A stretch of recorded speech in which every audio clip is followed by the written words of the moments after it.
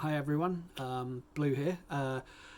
Just with this week's update, I wanted to talk about some books that I've got on my TBR. I've not really progressed with the reading that I wanted to get done, and I thought rather than make another video talking about myself, I'd focus on books. That's why we're all here, let's be honest. I wouldn't be doing this if it wasn't for the books that I'm trying to read this year, and so what better place to start than 10 books that I own here that I really want to get to this year. Now, they're by no means a complete look of what I want to read, but these 10 are definitely ones that are to the top of my list, at least when it comes to physical editions anyway. There's a whole nother range of books on my Kindle, and that's just another story.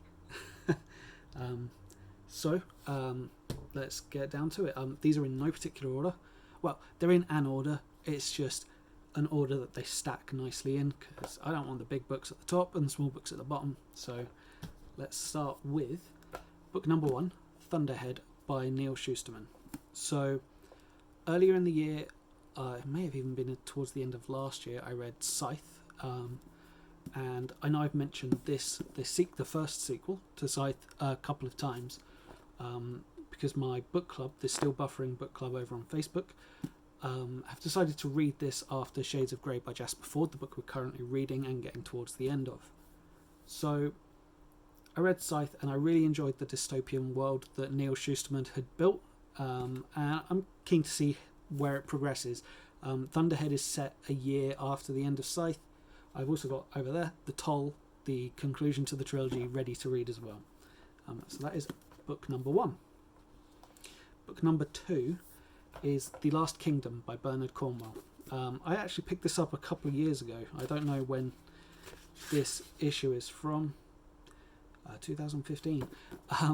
So when this was first made into a TV show, I picked up this copy. I've got another copy actually on my desk at work. That just shows I've been committed to reading this, but I've just never read it. So it's been sat there waiting patiently for me to read, and it wasn't until watching a video by JP Harker, whose channel I'll link below, that I thought, yeah, I'm inspired. I'm going to go and pick this up and put it physically in my pile of books to read. It's quite near the top. It's about Uhtred. It's historical fiction. Uhtred, a Saxon boy raised by Vikings. So I'm interested to see where it goes. I know it's been made into a TV show, which I think is on Netflix. So I'm keen to get to this finally. Next on the list, book number 3 is The Well of Lost Plots by Jasper Fforde. So I've mentioned Fforde already, as I'm reading Shades of Grey with the book club, and I've read two of the Thursday Next series by Fforde, and God, they're good fun. They're full of spoofy humour, especially wordplay with the characters' names, like Thursday Next and her partner London Park Lane. So I'm keen to follow up on this trilogy. The third one is not a trilogy. There are tons of them. I think 5 or 6. But I'm keen to just see what happens to our literary detective. Book number 4 is another author I've spoken a bit about on this channel, and that is Soulbinder by Sebastian de Castel. So this is the 4th book in a series that follows Kellen, I don't know how to describe him, a failed magician, Ferius, a gambit-like gambler, trickster, and Righteous, I go with Righteous, a squirrel cat. This guy on Kellen's shoulder just up here. It's quite an interesting YA fantasy world that de Castel's built, and it's an interesting story. You don't get many YA fantasy books that focus on a male main character or written by men. So whilst that doesn't make it special, it does make it different, and I'm going to give this a chance. I've got book number 5, 6. I'm not sure if there are 6 or 7. I've got the next 2 at least behind me as well, ready to be read, but I need to get past Soulbinder first. I think the last one was Charmcaster, just a couple of months ago now. They're all really nice as well. They're all colour coordinated between their brilliant covers and the pages, apart from the first book. which was kind of disappointing. It's red, but with just plain pages. So book number 5, where things might get a little bit less serious, is The Unbeatable Squirrel Girl, Too Fuzzy, Too Furious, by Shannon Hale and Dean Hale. Which is... Squirrel Girl's my favourite superhero. I know I'm wearing a Gwenpool top right now, but Squirrel Girl is my number one. And it's a sequel to one of my favourite books that I read last year, and I'm not ashamed to admit that. I know it's aimed at younger readers, but you like what you like, and I like Squirrel Girl. I felt in the first book they really captured Doreen's personality, bullheadedness, and her goofiness as well. And I'm really excited to read what happens with Doreen and Tippy Toe next. I actually planned a Squirrel Girl tattoo at some point. My next tattoo is going to be more Pokemon, and Doreen Green's going to go on this arm somewhere with the Card Captor and Lilo and Stitch. But we'll see. Tattoo studios still aren't allowed to be opened as of today, so who knows? Which is ridiculous, by the way. Like, anywhere can be open. You'd think it would be a place where everything is sterilised, everyone wears gloves, there's minimal people in, and yes, there's direct contact people to people, but there's so few people in there. Like, it's not like they're pubs. But what do I know? This is where we start getting into some chunkier books. Number 6 is Peace and Turmoil by Elliot Brooks. I've made no secret about it that I enjoy Elliot Brooks' channel, especially one of her most recent videos exploring tropes in female fantasy characters compared to the minimal kind of questions that are needed about the male characters. I tend to agree with her opinions on 50, 60, 70% of the books she talks about. So I thought, you know what, I'm going to buy her book, I'm going to read it. It's my kind of book as well. It's a fairly epic fantasy. I know she's got a sequel on the way that's getting questions from her Discord Patreons, but man, I really want to read this. It's big and it's intimidatingly big, so I've kind of put it off for now.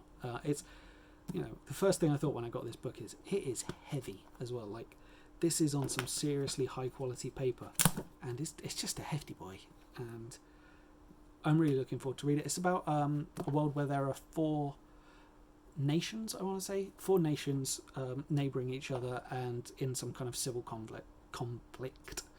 And so it's hopefully got that political intrigue that your Jenny Wirtz books or George R.R. Martin, as well as having the fantasy aspect. Hopefully it's got magic and dragons. Book number 7 is one I spoke about a few weeks back now, is Aurora Burning by Amy Kaufman and Jay Kristoff. So I read Aurora Rising last year and I enjoyed it somewhat.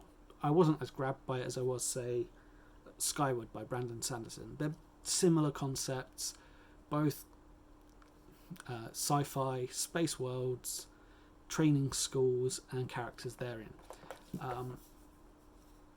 Hopefully Aurora Burning is a better sequel to Aurora Rising than Starsight was to Skyward. Not that Starsight was bad, it was too samey and there was kind of not the same stakes, it didn't feel like, as with Skyward. I'm hoping Aurora Burning is better than Aurora Rising. Aurora Rising, I felt the characters didn't have that much to them. I felt they were a bit hollow, especially Aurora themselves. Although that's understandable, no memories, nothing. But I quite enjoyed the world and the setting it was in, so I'm hoping that Aurora Burning fleshes out the characters a bit more, and I'm looking forward to reading it.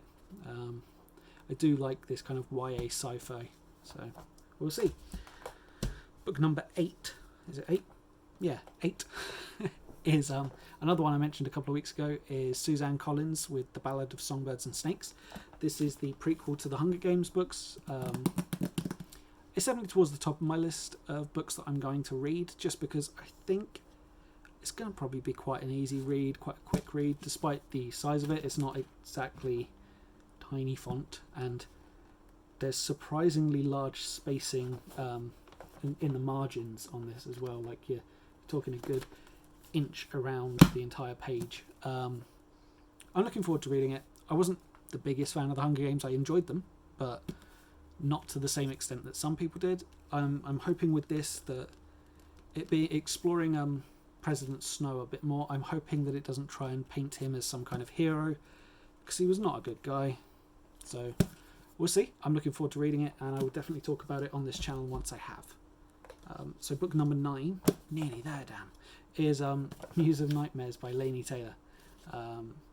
Again, with lovely page. I love it when pages are coloured. Something so simple, but hey, simple things please simple minds, right? So this is a sequel to Strange the Dreamer and the conclusion of the duology. I read Strange the Dreamer last year. It was a bit slow to start with, but once it got going, I was thoroughly gripped. I loved just learning about the town of Weep, or the city of Weep, I can't remember which, and Laszlo Strange. Laini Taylor's one of my favourite authors of recent years. I loved her Daughter of Smoke and Bone trilogy. I thought they were fantastic. I'm a big fan of urban fantasy. I like my high fantasy as well, but I've probably read more urban fantasy in the last couple of years than high fantasy. So this one being more high fantasy, I guess. I don't know. It's a mixture. It's not like it's set in our world. Let's put it that way. I feel like books set in our world are ones that I've read more of recently, but this is a good one. Hopefully. I don't really remember the end of Strange the Dreamer, which is bad, but I know I really liked it. It either had a twist or a cliffhanger. I kind of remember vaguely, and I just remember the feeling of finishing it and being like, oh my god, I need to read the sequel. And at that point, this wasn't out. So I kind of cooled off from it at that point and haven't gone back to it yet. But when I saw this, I bought it the day I first saw it. And it's just sat there waiting to be read, and I feel quite embarrassed that I've not finished it yet. Or started it, let's put it that way. Similarly, this stack is now starting to get a bit unstable. Similarly, I'm quite disappointed in myself that I haven't read this yet. King of Ashes by Raymond E. Feist. I've made no secrets about Feist being my favourite author. I've mentioned before that I've read all 30 of his Rift War cycle books, and that I'm currently in the midst of a reread with some guys over on Discord. Some people over on Discord. I don't know if they're all guys. That was sexist of me. I apologise. I feel like I've mentioned Feist in every channel, every video I've ever done on this channel. But it's because he's my favourite. I picked this up on release a couple of years ago, a year ago now. Even went to a signing, met Raymond Feist and got this signed. Spoke to him for a good couple of minutes, mostly about comic books, but the man's done some comic books. But King of Ashes is the start of a new saga that he's doing, the Firemane saga. It's followed by Queen of Storms, I think it is, which isn't out yet. When I got this, I did try reading it at first. I probably read 2 or 3 chapters and I wasn't immediately gripped. Now, I don't know, I just wasn't in the right headspace for reading something as big and epic as this. We're talking, it's the kind of book that has maps at the front, which, you know, that's always a little bit intimidating when you first get that. And I just finished reading, I can't remember what it was. I'd read something large, something in depth, and then tried to go straight into this and could not do it. So this year, I'm going to do it. I'm going to read it. And maybe I'll read the next one, because it'll probably be out by the time I get to it, based on the other 9 books that are here and the fact that I will read all of these at some point this year.